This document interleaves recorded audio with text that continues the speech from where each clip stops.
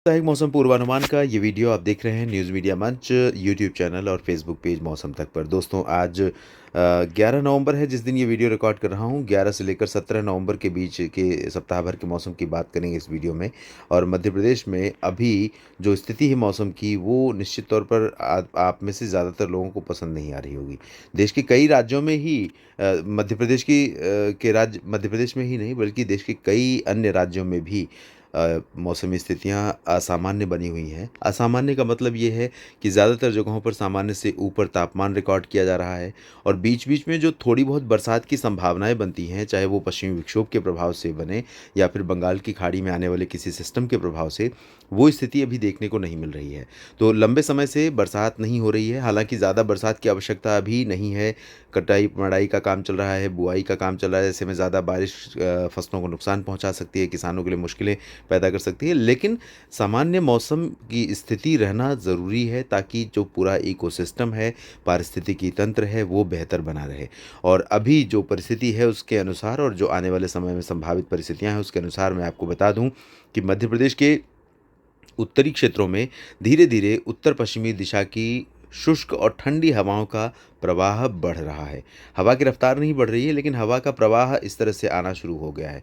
तो तमाम इलाकों में भिंड, मुरैना, दतिया, निवाड़ी, टीकमगढ़, छतरपुर और पन्ना, रीवा, सतना, इन सभी क्षेत्रों में उत्तर-पश्चिमी हवाएँ इस तरह से आ रही हैं। पहले उत्तर से आने के बाद यहाँ से मुड़ रही हैं। तो इन भागों में सिंगरौली से लेकर छतरपुर, अशोकनगर, गुना के ऊपर का हिस्सा है।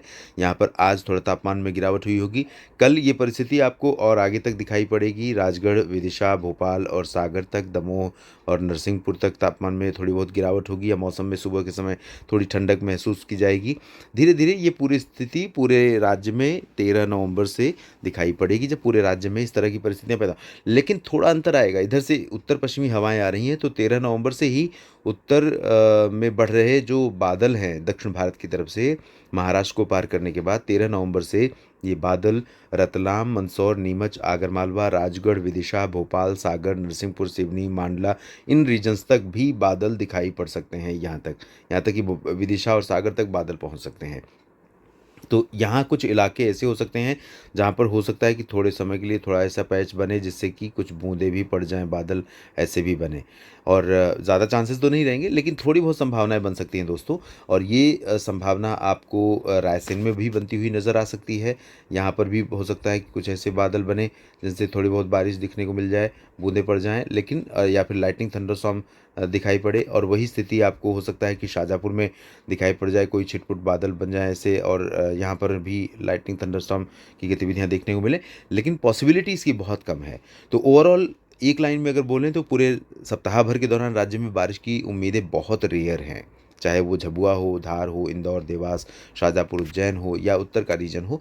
लेकिन एक चीज़ लगभग कन्फर्म है कि जो उत्तरी क्षेत्र है, गुना और आगरमालवा, राजगढ़ के उत्तर का रीजन है, जहाँ पर बादल नहीं बनेंगे, इन भागों में लगातार जब उत्तर पश्चिमी हवाएँ चलती रहेंगी, तब थोड़ा-सा तापमान सप्ताह के अंत के आते-आते, यानी 15-16 के आसपास यहाँ पर तापमान में अच्छी खासी कमी अब से लेकर के तब में अंतर हो सकता है। यानी अगर आज इस समय कहीं पर 22 डिग्री सेल्सियस तापमान है या 23 डिग्री सेल्सियस न्यूनतम तापमान है, तो वो 21 या 20 के स्तर पर आ सकता है। तो अंतर आपको 1 सप्ताह बाद ज़रूर महसूस होगा। मध्य प्रदेश के साप्ताहिक मौसम पूर्वानुमान के इस बुलेटिन में अभी इतना ही। मेरे साथ जुड़े रहिए मौसम तक चैनल और न्यूज़ मीडिया मंच यूट्यूब पर। फेसबुक पेज पर आप मौसम तक पर मुझे फॉलो कर सकते हैं, पेज को लाइक कर सकते हैं और जानकारियाँ ठीक लगें तो वीडियो को लाइक और शेयर भी कर सकते हैं। धन्यवाद।